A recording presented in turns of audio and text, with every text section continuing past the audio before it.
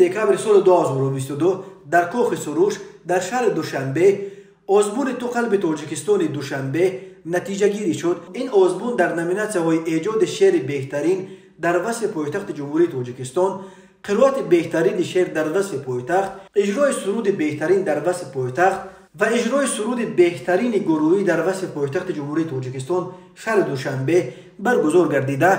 داوطلبان در آزمون در 3 کاتگوری از 11 ساله تا 17 ساله، از 18 ساله بالا و ایجادکاران کسبی شرکت نمودند.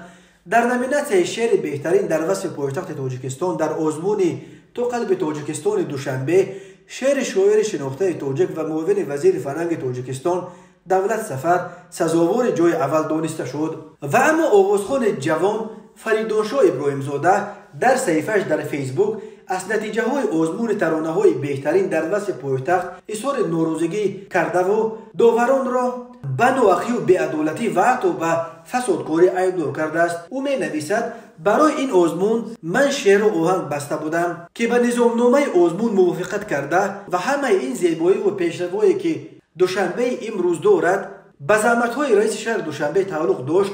در 2 مرحله جای اول گرفتم و در آزمون شهری آمدم. عموما به اینومت نگرفتند. معلوم می شود که من باید 50% مبلغ آزمون را به یگان هیئت کمیسیون وعده می دادم. آزمونها را اعلان می کنند. اعضای کمیسیون بی‌حد ناحقی و بی‌عدالتی می کند. افسوس که رهبر دولت، پیشوای معظم ملت یا اینکه رئیس شهر دوشنبه از این حالت‌ها بی‌خبرند. اکثریت جوانان را دلشکسته می کنند. این اعضای کمیسیون. اما فریدونشاه ابراهیم زاده برای اثبات این دعواهایش دلیلی نآورده است و ترانه تهیه کرده‌اش را هم در محضر محکمه عمومی نگذاشته است تا کاربران بها بدهند.